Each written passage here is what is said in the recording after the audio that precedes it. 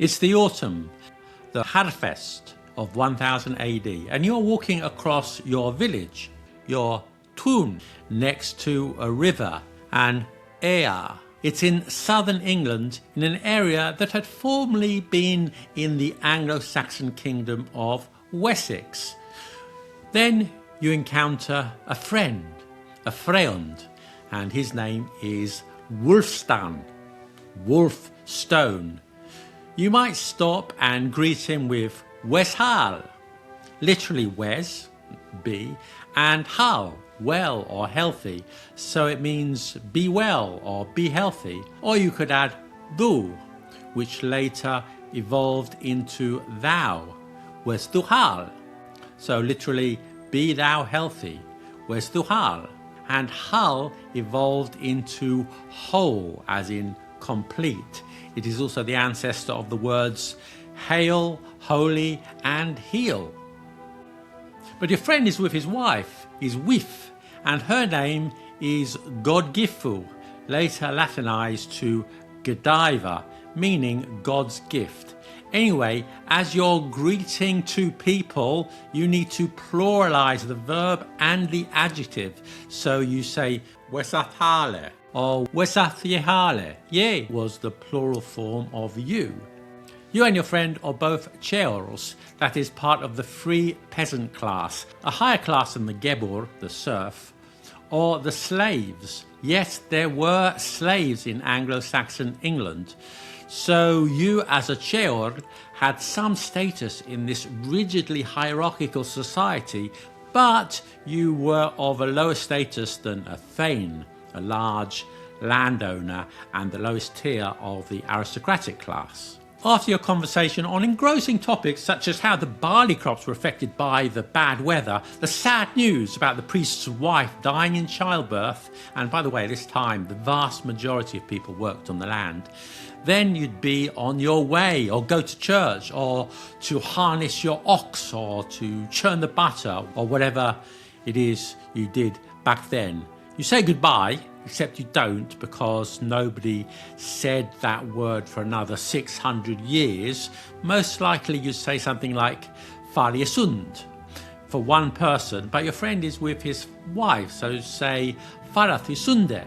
So far cognates with our fare, as in farewell, but that doesn't show up as an expression of parting until the 14th century, though far yesund comes pretty close. Literally, it's fare healthily. You might recognize the yesund from German, Gesundheit, healthy, and it's used in English as an alternative to bless you, as an exclamation after someone has sneezed. And the particularly astute amongst you might have deduced that sund evolved into the modern English sound. But be careful, in English, sound is in fact two words, not one, with distinct etymologies. Sound can mean secure, fine, as in safe and sound, and this comes from yesund. The sound, as in a noise you hear, is a completely different word. It's from French, son, and the D got added later on, and probably because it got conflated with the unrelated word sound. By the way, the Vikings once ruled over large swathes of England, as you can see from this map. They spoke a language called Old Norse, and in 1000 AD, England was united as one country, but there were probably still some speakers of Old Norse, and instead of Weshal, they would have said Werthael. Now you know how to say hello like a Viking. Willkommen, that's welcome in Old English. Willkommen to Let Them Talk TV. My name's Gideon, and today we're looking at the evolution of salutations, greetings, and basic conversation over the last 1,000 years or so, from Old English to modern English. Let's move our story ahead a few centuries. It's the autumn, the Hervest of 1380. In your village, your village, in southern England, next to the river, the Riviera, once again you meet your friend. Well met, William. And he replies, who knew? Or how now in modern pronunciation. Then you ask, who fares thou? In other words, how's it going? Or who fare ye? How are you faring? Using ye, you plural, if he's with his wife, his wife. His wife's name is Alice. Your friend is doing well. As a carpenter, work is plentiful. And you have just bought a strip of land for a bargain price. One generation ago, in 1348, almost half the village, indeed half the country, was wiped out by the plague, the Black Death. Even now, there are many abandoned houses in the village. Terrible as it was, for the lucky ones that survived, times have been good. Skilled workers are in short supply, so wages are up. Land is plentiful and cheap because so many people died in the plague, so those that did survive are prospering. By the way, do check out my groundbreaking video on how the Black Death changed the English language. You and your friend chat for a while about the war with France, your hopes for a good harvest this year, and then there is a nugget of juicy gossip about the Lord of the Manor's daughter. You bid each other farewell and go on your way. We're now well into the period of Middle English. That's the variety of English roughly between 1150 and 1500. In 1066, the Normans invaded England, and for the next 300 years, the language of prestige in England was Anglo-Norman French. Laws, proclamations, and administration were conducted in French or Latin, but not English. English was relegated to a peasant tongue. And there are very few texts written in English during the early part of that period. The English that emerged in the 14th century is a completely different language. The vocabulary is a hybrid of English and French, and the grammar has completely changed. Now, everyday greetings and farewells were rarely written down in Old English manuscripts. Most surviving Old English writing is religious, legal, such as laws, tax records, wills. Then there are chronicles, works of history, and books about medicine and geography.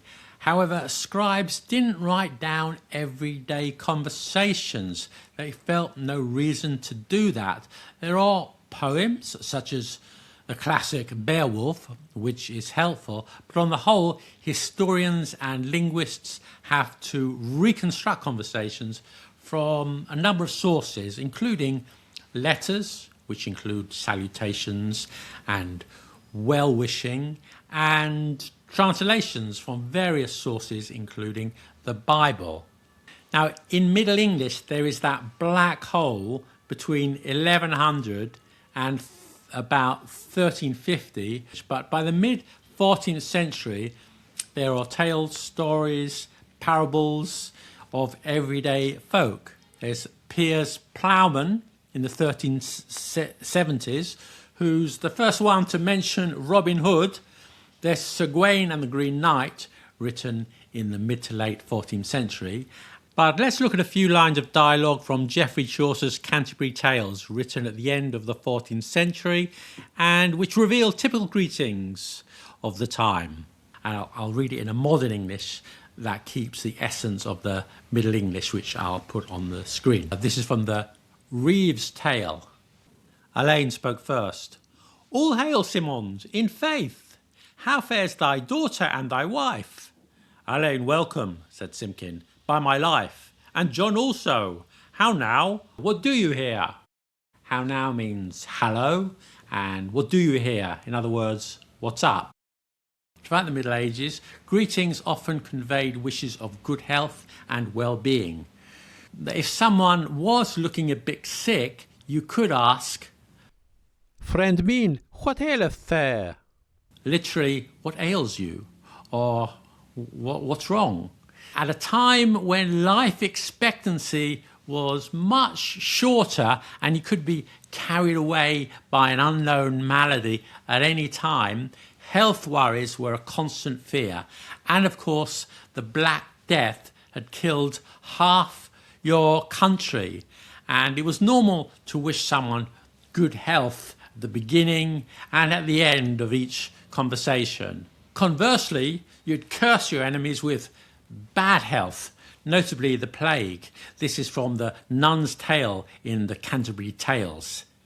Turn ye again, ye proud churls all, a very pestilence upon you fall. Do you remember churl, the lowest class of freemen from Anglo-Saxon England? Its meaning evolved, and by Chaucer's time it meant something like a low-status lout or boor. And the adjective churlish has survived into modern English to describe rude and unsophisticated behaviour. For example, I apologise for my churlish remarks at the dinner table. So the English language today still contains phrases that hark back to that Anglo-Saxon hierarchy of more than 1,000 years ago. Plague insults continue well into the Shakespearean era. A plague upon you, murderers, traitors, all, from King Lear, Romeo and Juliet. A plague on both your houses. Medieval England was a deeply religious society. The church was the centre of village life. And for every exclamation of hope, fear, for every dream and ambition, you might add a blessing, hoping that the Holy Spirit would intervene in your favour or that the devil would keep away. So instead of good luck, you said, God give there, God look. Let's end this section with another quote from the Canterbury Tales.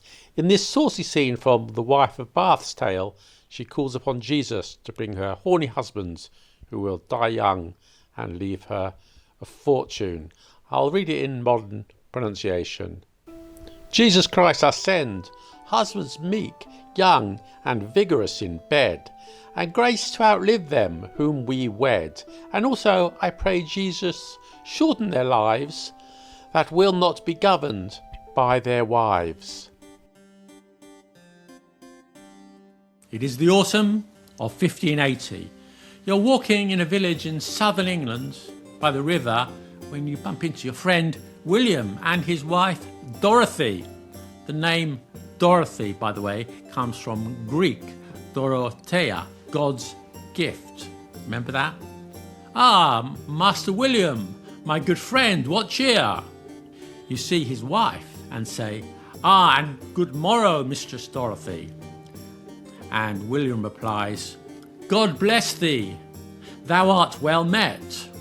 God save thee, good fellow, how dost thou fare? Then you talk about your news. You are a school teacher. You can read and write, and although your reading is limited to the Bible and sometimes announcements by the parish priest and the local official, and about 30% of men could read at that time, and perhaps 10% of women.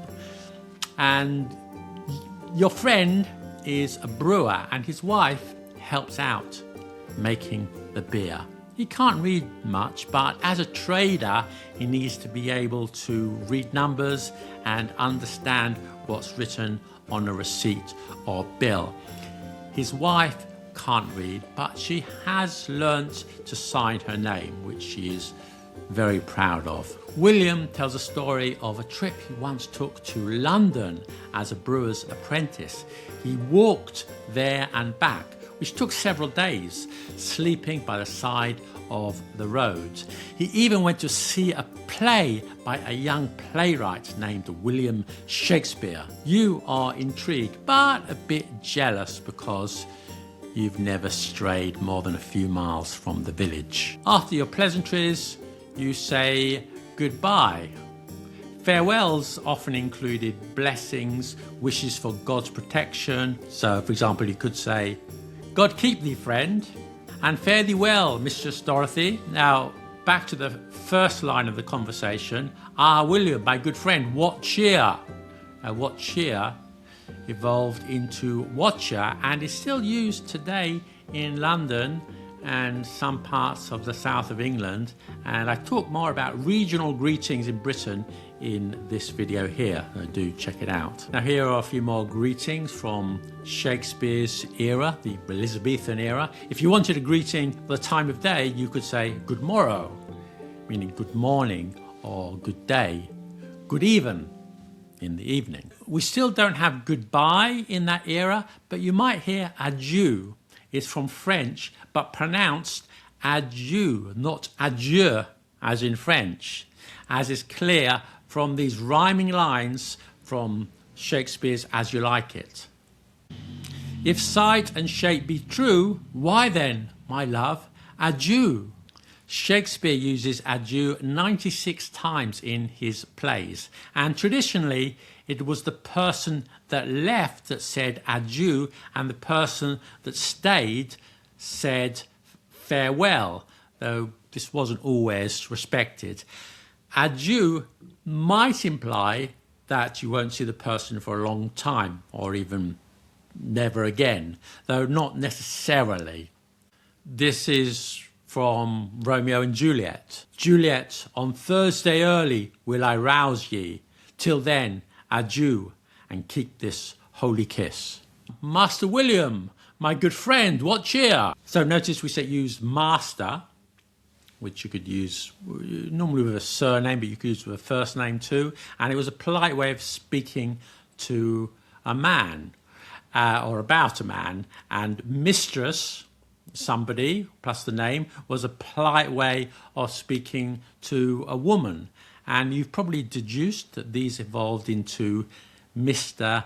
and Mrs. What about Miss? Now, Miss is attested from the early 17th century, but curiously, early on, it meant a prostitute, but by 1700, it had softened to mean any young unmarried woman. And if you wanted someone's opinion, in other words, what do you think, you could say, how sayest thou? And this is from Two Gentlemen of Verona. Lounce, how sayest thou that my master is become a notable lover? Subscribe to Let Them Talk TV. How sayest thou? It is the autumn of 1850, and you are walking across your town next to a river in southern England when you bump into your friend and his wife. You call out to him, "Why, William, my good fellow, and I do declare, Dorothy, you're looking lovely, my dear." You remove your hat and bow. "Good morning, ma'am." And William replies, "Well, old chap, and how do you do this sunshiny morning?" Then you talk about your news. William had been in the Navy and had seen service off the coast of Africa. You're intrigued, but a little jealous because you've never left the country. Now he has just got himself a job as a ticket collector at the local railway station, which had recently opened. Dorothy is a housewife and they are expecting their 4th child. You are a junior clerk at a local solicitor's office. After your chat, you say, I will take my leave and bid you good day." And William replies, "Farewell, dear friend, goodbye." By the 1850s, salutations are sounding more familiar. Good day, good morning, good evening, or everyday greetings. Religious invocations are used more sparingly. There is still no hello as a greeting. That doesn't come until the invention of the telephone sometime later that century. However, hello was used to get someone's attention. This is from Charles Dickens's Nicholas Nickleby. "Hello there! Stop him! Stop thief! Stop thief!" In the Victorian era, ma'am was a term of respect when addressing a woman. Nowadays in British English, ma'am is only used when speaking to the Queen or a princess. Otherwise, you'd say madam. And when you read 18th and 19th century literature, you notice a lot of bowing and tipping hats and removing hats and those sort of gestures. Mr. Darcy. Even though the hats have gone, some expressions live on from the era, such as hats off, meaning well done, or I take my hat off to you, which also means well done. It's the spring of 2026. You're on your e-scooter on a road in a medium-sized city in southern England, next to a river, when you see your friend Bill coming towards you. You call out, but he doesn't notice you because he's scrolling on his phone and wearing earphones. Finally, you get his attention and you greet him with, "All right, mate." And he replies, "All right." Bill works at a warehouse for a leading online retailer, while you are a legal clerk, but you fear for your job because of the impact of AI. Bill was seeing a Czech girl called Dorota he had met through an app, but now she's ghosting him, much to his distress. After talking about football, sharing TikTok memes and commenting on important local issues, such as the campaign to clean up the polluted river, talks about pedestrianising the town centre and the opening of a new Mexican restaurant in town, but do they really need to charge £2 to add guacamole to your burrito? What a scandal. You say goodbye unenthusiastically and head off. 1,000 years of conversation in one video. Which version do you prefer? Let us know in the comments. And if you like this video, I'm sure you'll enjoy my newsletter, The Rambler, which is full of gripping tales from the history of English. And if you want to go even deeper, you can join my Patreon, where you'll get extra content and I'll personally answer your questions on the English language related to any topics, including the grammar. And I've got a book out coming soon, so all the links will be in the description. My tale is done. Cheerio.